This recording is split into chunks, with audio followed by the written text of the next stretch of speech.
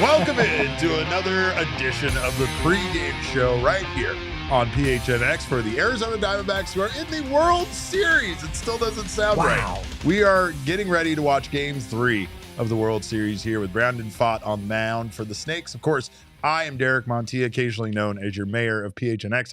This man next to me is known in a lot of circles as Patty Plantain. He's also known as my hot tag partner, the one and only Patrick Lyons from DNVR. Appreciate you being here, sir. Don't know when we're sending you back home, but for the meantime, I do appreciate you taking care of Jesse's brother while he was gone and watering, him and taking him out for thankfully walks. This isn't a true World Series because the Diamondbacks have only cut through the United States and some of Canada as well. If it was a true World Series, no, I would have just called it at some point. But yeah, we're here for a few more days, maybe only like 2 or 3 more. Maybe. Can the Diamondbacks do it at home? I don't know, but we appreciate you guys being here. Of course, this very show is brought to you by our friends at the Desert Financial Credit Union, Arizona's #1 credit union named by Forbes. And of course, go get yourself a Die Hard membership if you haven't done so already. Get yourself that t-shirt. Get yourself 20% off all future purchases at the PHNX locker. The vibes are great when you have those shirts, but of course, the vibes are really good at Chase Field right now. Wow. We were down there. Even outside. I didn't go in. Especially I was outside. Outside. It was amazing. Fantastic. There was all sorts. I mean,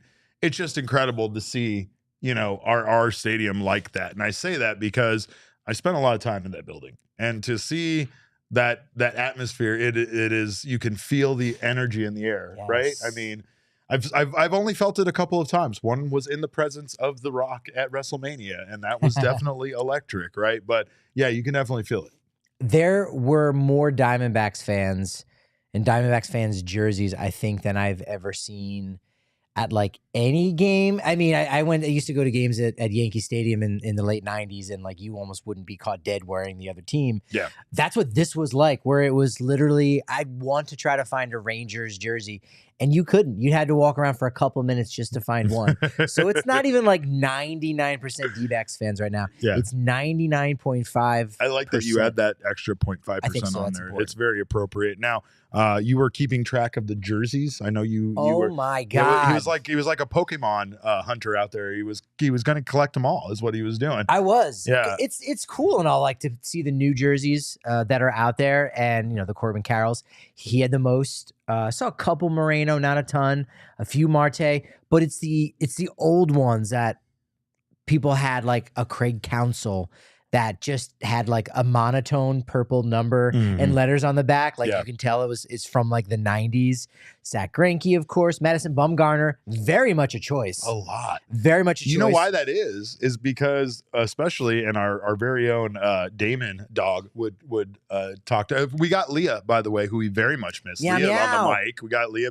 Hey, are we meowing at Leah? Is it Leah Cat? I don't think so. What? I It don't should be. Like that. If it's Damon Dog. A Damon dog thing. Leah Cat thing. He doesn't. I am a wildcat, to be fair. Oh, this is what I'm saying. Meow, meow, Leah. Meow, Okay, meow, I Leah. don't like that. Leah, meow.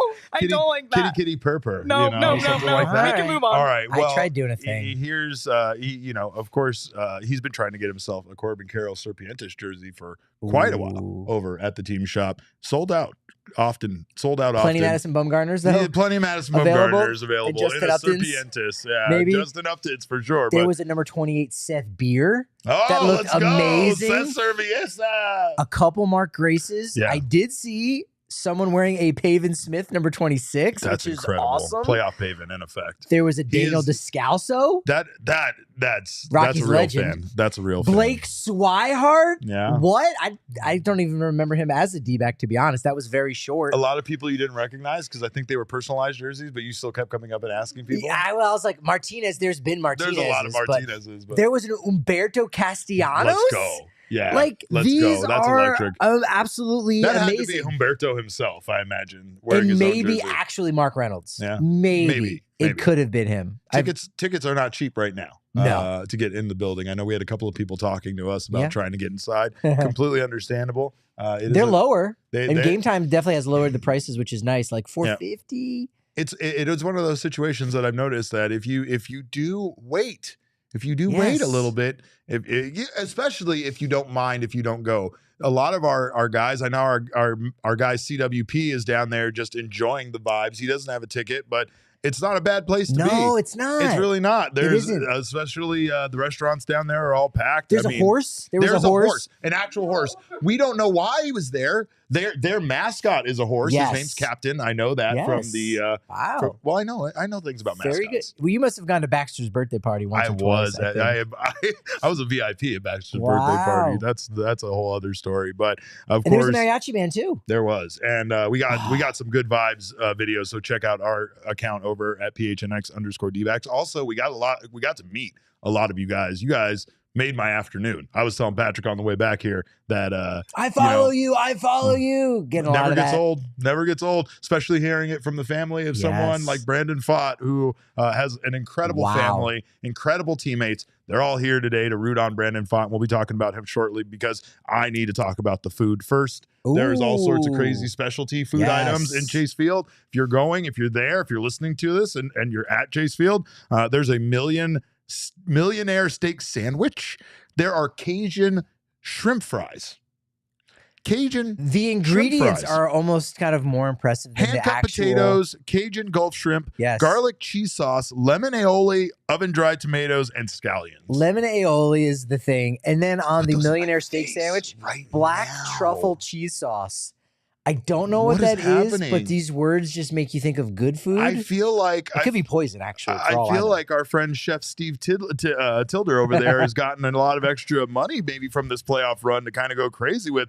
There are tenderloin steak nachos. There is a pork belly banh mi, dog. Get out of my way. I am going back right now to eat one. But of course, carrots. First off, so there's gorgonzola cheese sauce on the tenderloin steak nachos. What's Boursin? I've never heard of that cheese. Boursin. You know the little, like, it comes in a little foil wrapped. Yeah. It's like a little What are you, poor? circle, and it's wrapped in foil. Come on. Yeah, she gets it. Those are baby bells. What are you talking about? No. They're bigger than that. No. They're This like guy, the size of your fist. He doesn't understand good cheese. Leah Meowrell, she knows so much. Purr. We're keeping it. We're going. It's a bit. Oh, that's terrible. I'm sorry, Leah. I can't stop that from happening. But you also can't stop the good vibes because, like you said, man, I mean, there's been a lot of talk about, obviously, tickets are cheap and their fans don't show up. Yeah, we're trying to find a cheap ticket now. And the fans do show up because we saw a very small smattering of Rangers fans. And for the most part, the Diamondbacks had some very good fan presence for this World Series. Overwhelming. And they also have some good vibes rolling for them as well because Tommy Pham had a chance to make World Series history. And instead of doing so, we found out after he was criticized, or not really criticized, I guess you could say Torey was criticized. He was, for pulling Tommy Pham from the game so that Jace Peterson could have an at-bat. It was revealed that Tommy Pham indeed made that choice himself so that his dog, Jace, could have an at-bat. And he even responded on Instagram with that. And it kind of blew up the baseball world a little bit because it was one of those moments where everybody that likes to pop off jokes real quick and pop off, criticisms and judgment, which we've been known to do very much so on this show, had to take a step back because, sometimes it's bigger than what you think it is. Sometimes it's not some bonehead move by Torey Lovullo to try to get everybody in or some move to try to steal this moment away from Tommy Pham. It was, in fact, Pham himself giving up the chance at history so that his dog, Jace, which I will never not call him my dog Jace, gets that at bat. Danielle Cortez and I discussed this earlier today on the DNVR Rockies podcast about Torey Lovullo talking about this being a connected team and a dangerous team. And this is part of that connection, you know? We say, oh, man, Tommy Pham, that's his boy, Jace Peterson. these guys came from opposite sides of the country. Like for the last 3 months, it's one thing for Tommy Pham to have a good connection with some of the young guys like an Alec Thomas or Corbin Carroll, because frankly, those guys are part of the fabric of the clubhouse. They are Diamondbacks. But when Jace Peterson comes over at the trade deadline from the Oakland A's and Tommy Pham comes over from the New York Mets, it's like, hey, look, we're clearly only going to be here for a very short amount of time together. And yet for Tommy to have that connection with Jace and to kind of pass the baton, and that baton is not even just a baton. It's like, no, it's a golden, magical baton, and I want you to hold it. I want you to be a part of it. It would be as if Darryl Strawberry, after having hit 8 home runs in the Springfield softball tournament, turned to Mr. Burns and said, you know what? I want Homer to bat for me. And that's not what happened. Mr. Burns told Darryl Strawberry, step to the side. Homer is going to hit. Yeah. Jace Peterson is Homer Simpson. Tommy Pham is Darryl Strawberry. It all makes so much sense. It was the best possible metaphor anybody could have made for this situation. You have the graphic design abilities to just make that the thing. You'll figure that out. It's so cool. Again, it's just a connected team. And Tommy Pham, a guy who, has had some issues a little bit in different clubhouses, is not having an issue. He's comfortable in this clubhouse. The guys accept him. And again, so much of that goes down to Torey Lovullo. And I think because he likes these grinders. Torey even said about Tommy Pham, post-game that, quote, there's no nonsense about his workday. He's a great teammate, an unbelievable teammate. And I know we got better because of all the things he brings to the table that don't get seen in a box score. It's nice for those 4 hits today, of course. It set a great tone for us. But he's a very intense competitor with zero room for nonsense. And I think that personifies who we are when we get between the white lines at 7:05 every night. Let's go. So he's connecting all of these players with one another and getting the best out of them. And it's the reason why an 84-win team who barely got into the postseason is still alive, is still the last standing in the National League and one of only 2 standing in all of Major League Baseball. And in just a few days, they might even be able to lift the Commissioner's Trophy and say, we are the best team in the 2023 season. I just got some chills. I just got some chills with you thinking that. Let's get the heat up in here because that's exciting. And Torey has received a ton of criticism throughout his entire tenure about pulling guys when they're hot, not playing guys, resting guys, things like that. And I mean, he's received it during this postseason run in regards to Merrill Kelly being pulled at 89 pitches. He's received it about Brandon Pfaadt being pulled after 18 batters. He has a game plan. And it's time for people to stop questioning why he's doing stuff and criticizing him when it comes to these things. That's never going to stop because you're a manager, and that's what happens. The decisions come down to you as the person in charge. So when decisions come around that people don't like, it's understandable that you're going to hear, some talk about it. But realistically, especially like Merrill Kelly, for instance, that had a purpose. This team's thinking about the long play, and the long play here is that this World Series could go 7 games, and they need to make sure that all hands are on deck and everybody is ready to go, fully rested as much as they possibly can be. And especially in a game when they were up as much as they were, I don't think anybody should be concerned about people getting taken out. But glad Pham could provide that clarification. And also, let's give it up for Tommy Pham being an incredible teammate. That's right? Awesome. That's so good. You know what I mean? Like, Tommy Pham is an incredible teammate. There have been nothing but positive things said about him in the clubhouse. And I've even heard from other people, like somebody the other day was telling me, like, wait till he's here for a couple of years, or wait till after he leaves, and the things he says about your organization after he leaves. I don't know. I mean, sometimes people are just a good fit.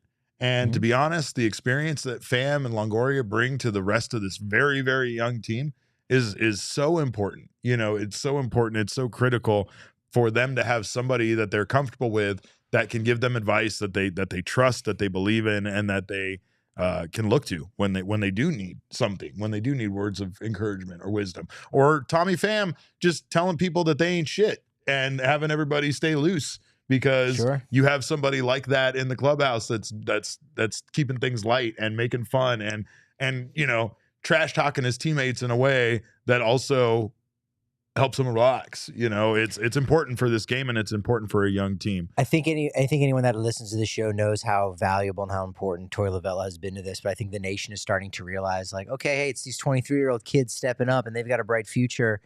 And I think they're also realizing, wow, Torey Lovullo, like, what a great manager. He's going up against Bruce Bochy, a Hall of Fame manager who's just hasn't been in the Hall of Fame. He hasn't been retired long enough, right? Same thing with Dusty Baker. He is, yeah. And yet, I kind of have more confidence that Lovella will push more of the right buttons than Bruce Bochy and get more out of his team. So I'm so happy for Torey in this moment, and Pham and Jace and all that, and the connection that the Diamondbacks have right now. Well, and one of those young kids is the man on the mound tonight, and that is none other than Brandon Pfaadt.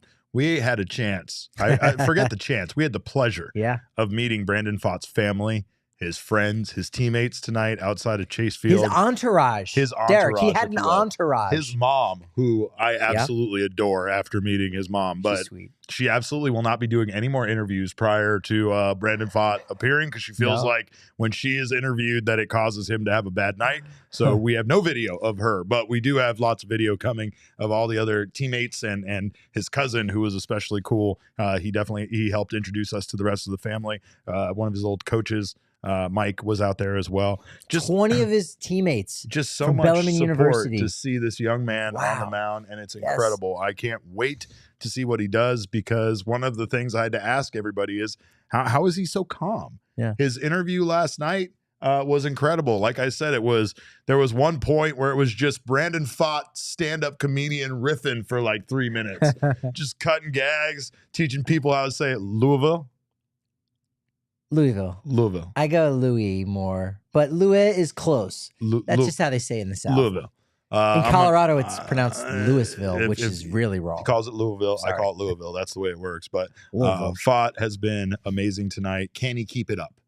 Can he maintain this level of success that he's had in this postseason run, which honestly kind of surpasses what he even did during the regular season? Yeah, 2.70 this postseason is ERA, but even better when you throw out that Brewer start. It's like under like 1.5. Yeah. And in fact, his strikeouts to walk ratio is a little bit over 7. So for every 1 walk is 7 strikeouts. That's actually the highest for a rookie of all time. Again, we'll see what happens in his performance tonight, because that could change, but it's better than Walker Buehler in 2018. You remember what he was able to do for the Dodgers? I do. How about K-Rod, Francisco Rodriguez, in 2002 as a reliever? So he almost had a little bit of an advantage. So the fact that Pfaadt's been able to do this as a starter is great. In the matchup tonight, some of the Rangers have played pretty well against him in that one start.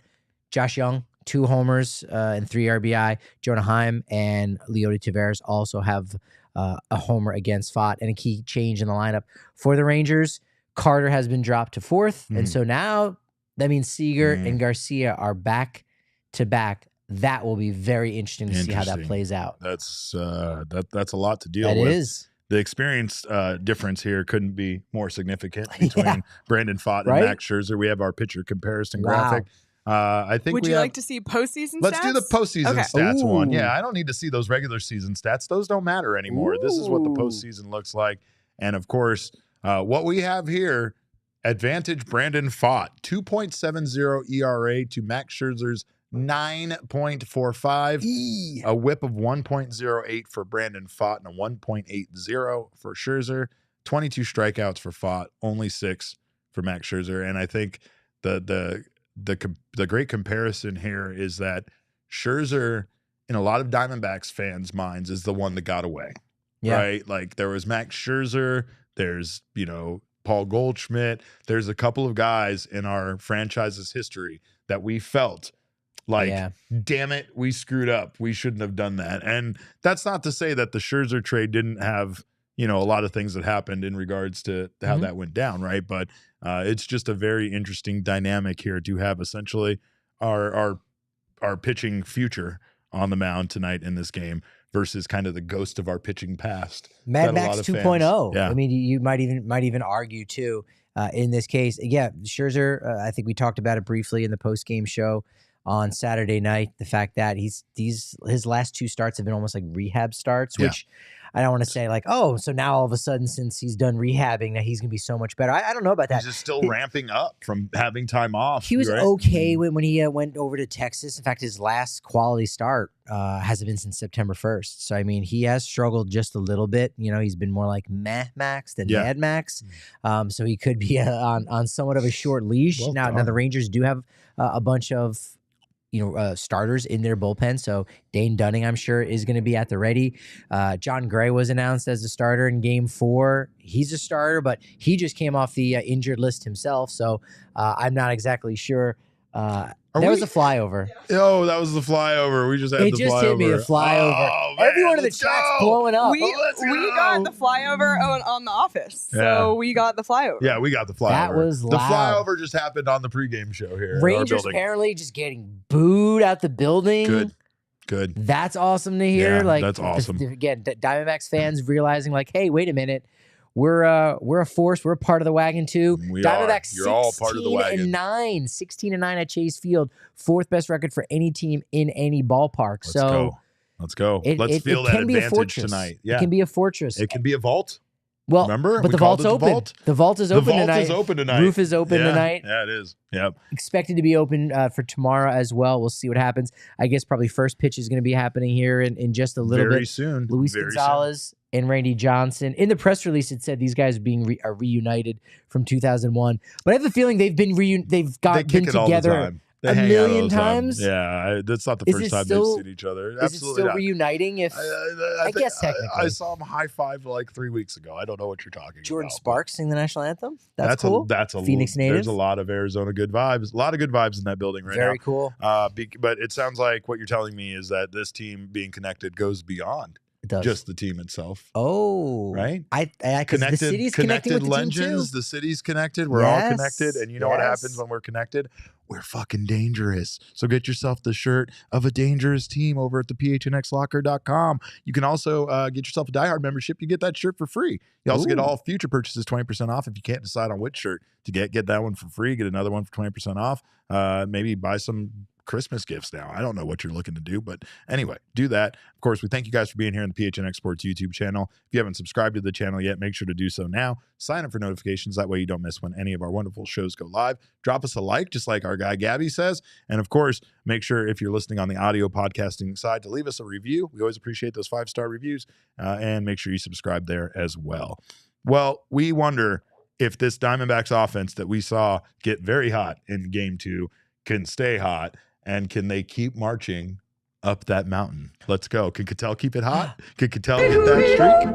Can Cattell get this streak to 19 games? 20 games? 21 games? Who knows? I don't know, because this isn't the offense that we came to know and love from this team. Yeah. This offense staying consistently hot was not a strength of theirs during the regular season. Meanwhile, the Rangers still kind of feel like a bit of a sleeping giant when it comes to the way that the Diamondbacks were able to kind of hold them. I almost want to say in both games, like it's like they broke out. It's like the bending but not break, and then they broke there at the end, and they tried to bend but not break throughout the game. But that was a completely different story in Game 2, because it didn't seem like Merrill Kelly struggled very much to keep this Rangers offense quiet. No, yeah, that'll be the key tonight, because you know how potent those bats can be with just one swing. They had a lot of all-stars, a lot of offensive players that were all-stars this year in Seattle. So they definitely have that capability. As far as the Diamondbacks, the offense clicking, the stolen base, the chaos is clicking as well now too. Yeah, got to create that chaos. With all the stolen bases that we started to see in Game 6 and 7 against Philly. They've got 21 stolen bases so far this postseason. Second most all-time behind only Evan Longoria's other team, 2008 Tampa Bay Rays. How far behind them are they? Only 3 to tie, 4 to go ahead. So that absolutely could happen tonight. Let's go. Torey gave their calling card. Yeah. That's got to be something that they've been setting a lot of records, especially when it comes to the young guys setting records for home runs and hits and all of that. We know Corbin Carroll's made history a few times, but that one seems important to me. Not only do I want it just as a selfish person, I also think that that's their key to victory, as well as making sure that they keep stealing those bases. And talking about stolen bases, one thing I noticed that Torey does a lot is when he gets asked about someone in particular, he'll say, "Thank you for bringing this person up, because I want to talk about this person, but I'm not just going to shoehorn something in." And he does that about his coaching staff a lot, because he has a lot of kind things to say about Jeff Bannister and Brent Strom and Jeff Mather, and of course, he doesn't. doesn't get the opportunity. Yeah, he said that exactly about first base coach Dave McKay. Where basically when it comes to the stolen bases, that when it comes to his stolen base record, it makes my life so easy because all I have to do is put the red light or green light on, and that's really the signs I'm giving. There's some nonverbal communication between he and I, and he takes it from there. And so anytime you see Dave McKay whisper, I don't know that I see too many first base coaches. Is it raising eyebrows? Like, what's nonverbal communication? Is it just like a mental telepathy kind of situation? It's definitely a mind meld. Yeah. It could be a total mind meld. Oh, that explains so much. But Dave gets in the ear of those guys on first base, and he's he's a soothsayer, man. Yeah. He just he soothes those guys with the words that he says in a literal sense, and man, they're able to take off and get that extra base, and that could be vital tonight in a game in which we know Scherzer can shut things down, and we've already seen Brandon Pfaadt do it. So this one maybe could be on the lower side, despite the fact that the roof is open. It's hard. It's hard to guess. I don't know. I'm going the other direction with it. We'll talk about that in the betting. Okay. But the roof is open. I think the ball will fly. I think there'll be some home runs tonight. But of course, one guy that everybody wants to see a home run from and more production is Christian Walker. And there has been talk on social media about giving him a standing ovation tonight to help him out of his slump. Yeah. And while I think that's very kind, I also think in my heart of hearts, and I am a cynical, terrible human being. We all know that now at this point. But I find that to be patronizing. And I also think that puts additional pressure on him to perform instead of kind of letting him just kind of relax and do his thing, right? So I'm sure he's going to appreciate it, and I'm sure he appreciates the fan support. But I personally am not a big fan of that. What are your thoughts? Because I know I helped Trey Turner for the Phillies, right? It's true. And I also don't like that. I don't like doing what other people do, but if it helps, I guess I'm not against it. Well, I would argue that the standing ovation isn't necessarily like, oh, no, now I have to do it. It's just to say, hey, don't feel like you have to do it. You've already done it. We love you. We appreciate you. Yeah. Just we play got your back. Just play your game. And so it's like, oh, okay, I don't feel the need to hit a home run, and he clearly doesn't because he's been very consistent. Yeah, and taking those walks. Yeah, I think he's ready to break out. Had two really nice defensive plays with that ball that bounced off of first base that he barehanded. Those the big defensive stretch plays on were the incredible. Perdomo to Walker connection late in the game. So I mean, like, and he had the one down the line that Josh Young made a really nice play. So I think he is ready to break out at this point. But ultimately, if he doesn't, that's okay. I know the fans love me, and there isn't a ton of talk of you got to move him out of the fourth spot in the order. There's some, but for the most part, it's like no, you're the guy, and we believe in you. We're going to give you that standing ovation, and just keep playing great defense. There you go. Well, I got to take a look at my bets because, as you guys who have been watching these pregame show know, it is my job to curse the Rangers. I don't know if I really did that tonight, though, but let's take a look at what I got. And reverse curse the Diamondbacks. I definitely went with the over. I might just be going too much in the Diamondbacks direction this time. I went with the over because I think there's going to be a lot of runs scored with that roof open. I think Tell keeps doing it, and I have to include him in there. That's just part of this gimmick at this point.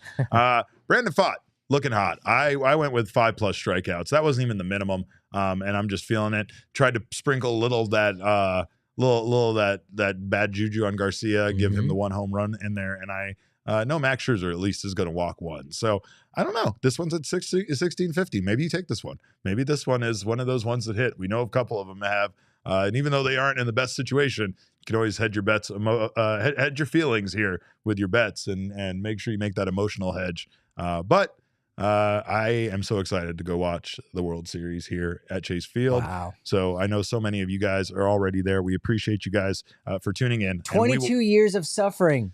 It's over. And now it's over. You got the big game. Now everyone's watching you. Yeah. Enjoy Let's it. go. We will be back here 15 minutes after the final out. So make sure to join us for the post-game show. I'm at Cap_Caveman with a K. He is at Patrick D. Lyons. She is at Leah Merrill. That's all. That's it. She's got the only one on that one. No need to bark, but we will meow. Meow, meow. Meow, meow. Of course, our show is at PHNX_D-backs, but all roads do lead to at PHNX_sports on Twitter, Instagram, and Facebook. Let's go win us a game. We thank you guys for joining us. And remember, kids, baseball is fun, but it is so much more fun when you play the World Series at home. We all silly like the mayor.